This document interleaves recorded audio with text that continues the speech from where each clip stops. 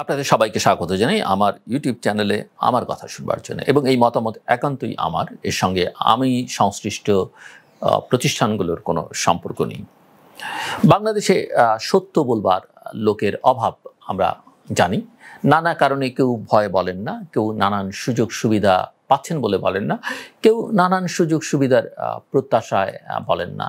তার মধ্যেও কিছু কিছু মানুষ, বিশেষ করে সিনিয়র সিটিজেন, কথা বলেন এবং এরকম কথা কাউকে না কাউকে তো বলতেই হয়। সম্প্রতি বাংলাদেশের অর্থনীতি বিষয়ক সাংবাদিকদের যে সংগঠন ইকোনমিক রিপোর্টার্স ফোরাম বা ইআরএফ আয়োজিত একটি একক বক্তৃতায় বাংলাদেশ ব্যাংকের সাবেক গভর্নর ডক্টর মোহাম্মদ ফরাসউদ্দিন কিছু অপ্রিয় সত্য কথা বলেছেন। সরকারের নীতি নির্ধারকরা প্রতিদিনই যখন প্রচার করছেন অর্থনীতির সব কিছু ঠিক মতো চলছে, কোথাও কোনো সমস্যা হচ্ছে না, তখনই প্রধানমন্ত্রী শেখ হাসিনার প্রথম সরকারের আমলে বাংলাদেশ ব্যাংকের গভর্নর মিস্টার ফরাসউদ্দিন ব্যাংকিং খাতের সমস্যাগুলো তুলে ধরেছেন আমজনতার বোধগম্য ভাষায়। তিনি একেবারে সাধারণ ভাষায় বলেছেন এবং এই কথাও তিনি বলেছেন যে সব কথা তিনি বলতে পারছেন না, কেননা তিনিও ভয়ে আছেন, তারও এক ধরনের মৃত্যু ভয় কাজ করে। অর্থের পরিস্থিতিটা কত ভয়াবহ সেটা তিনি উল্লেখ করেছেন। 60-এর দশকের প্রগতিশীল ছাত্র আন্দোলন করা মানুষ ডক্টর মোহাম্মদ ফরাসউদ্দিন অর্থনীতিতে ঢাকা বিশ্ববিদ্যালয়ে পড়াশোনা শেষে তিনি সেখানে 2 বছর শিক্ষকতাও করেছেন। পরে তিনি সিএসপিতে যোগ দেন সিএসপি অফিসার হিসেবে। স্বাধীনতার পর বঙ্গবন্ধু শেখ মুজিবুর রহমানের একান্ত সচিবের দায়িত্ব পালন করেন তিনি এবং বঙ্গবন্ধু শেখ মুজিবুর রহমানের মৃত্যুর আগ পর্যন্ত তিনি এই দায়িত্ব পালন করেন।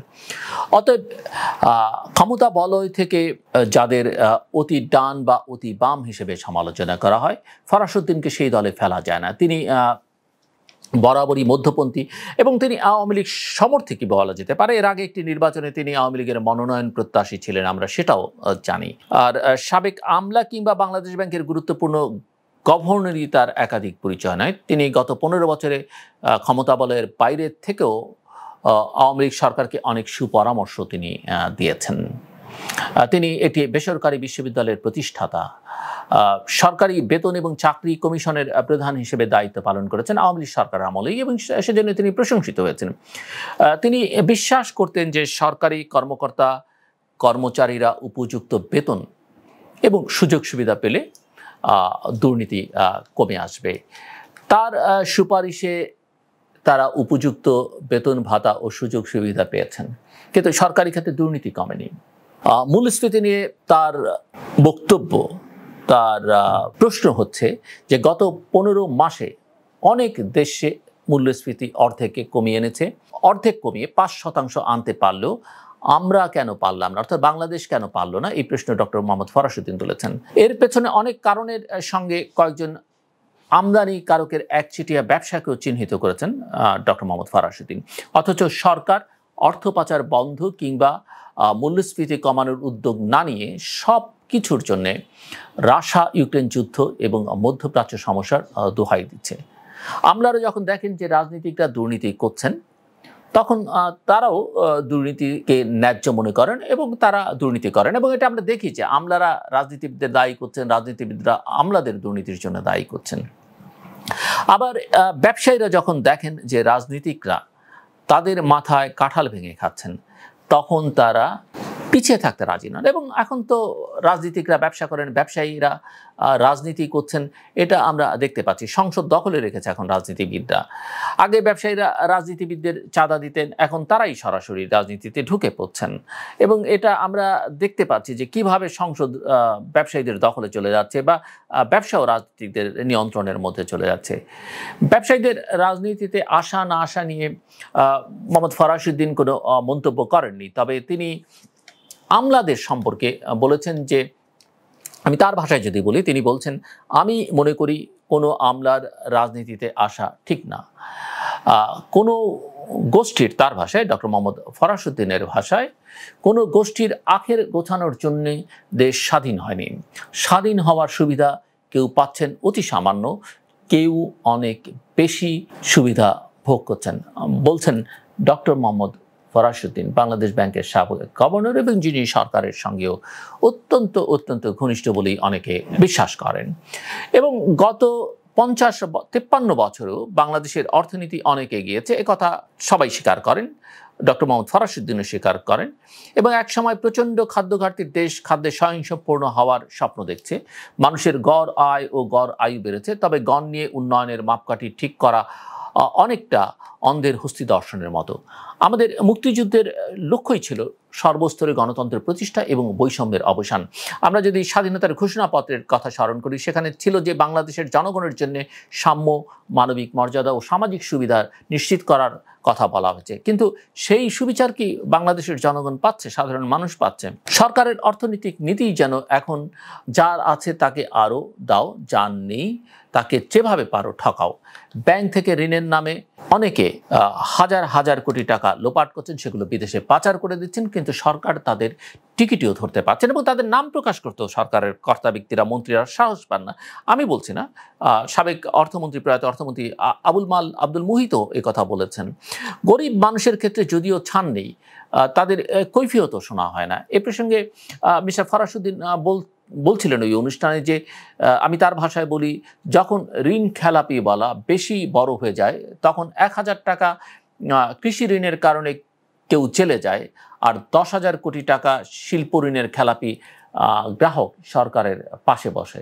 ১০,০০০ টাকার কৃষি ঋণ নিয়ে খেলাপি হলে তাকে জেলে ঢোকাবো, কিন্তু ১০,০০০ কোটি টাকা খেলাপি হলে তাকে আমরা সালাম ঠুকবো, এটা হতে পারে না। তাদের বিরুদ্ধে ব্যবস্থা নিয়ে ঋণগুলো অবশ্যই আদায় করা উচিত। বেসিক ব্যাংক প্রসঙ্গে মিস্টার ফরাসউদ্দিন বলেন যে, একমাত্র সরকারি ব্যাংক হিসেবে বেসিক ব্যাংক একসময় সরকারকে মুনাফা দিয়েছিল। প্রতিষ্ঠার উদ্দেশ্য কি ছিল? উদ্যোক্তা তৈরি করা। ধীরে ধীরে ব্যাংকটি খারাপ করে ফেলা হয়েছে। বেসিক ব্যাংকে যতই একীভূত করা হোক, সেটা ভালো হবে না। ওই ব্যাংকে যিনি নষ্ট করেছেন, শুনেছি দেশেই আছেন। আগে ওনার নাম ভিন্ন ছিল, পরে শেখ হয়েছেন, কোট আনকোট। ফরাসউদ্দিন বলছেন, কার আশ্রয়ে প্রশ্রয়ে হয়েছেন জানি না, জানলেও নাম বলতে পারতাম না, কারণ এই বয়সেও মরিতে চাহি না আমি সুন্দর ভুবনে। আমি শুরুতেই উল্লেখ করেছি যে মিস্টার ফরাসউদ্দিন মৃত্যু ভয়ের কথা বলছেন। সো মিস্টার ফরাসউদ্দিনের এই বক্তব্যের মধ্যে যেমন খেদ আছে, ক্ষোভ আছে, কষ্ট আছে, বেদনা আছে, তেমনি আছে অসহায়ত্ব বোধ।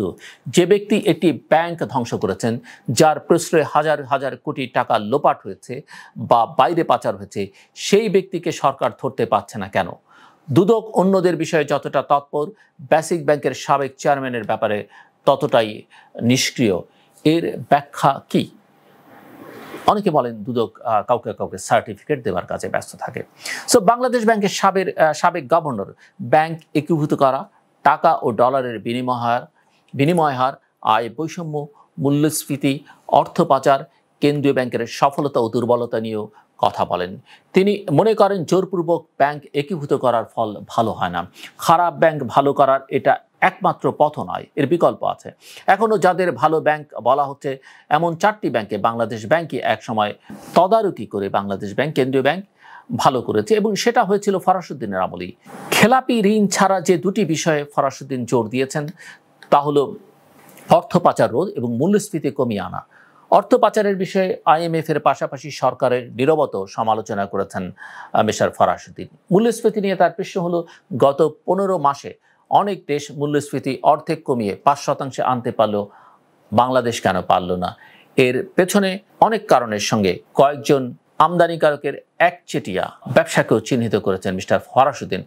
অথচ সরকার অর্থ পাচার বন্ধ কিংবা মূল্যস্ফীতি কমানোর উদ্যোগ না নিয়ে সবকিছুর জন্য রাশিয়া ইউক্রেন যুদ্ধ এবং মধ্যপ্রাচ্যের সমস্যার দোহাই দিচ্ছে।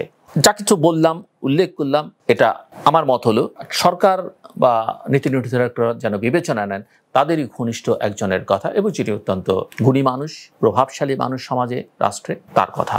আমার কথা শুনবার জন্য আপনাদের অসংখ্য ধন্যবাদ। আপনাদের সবার জন্য শুভকামনা।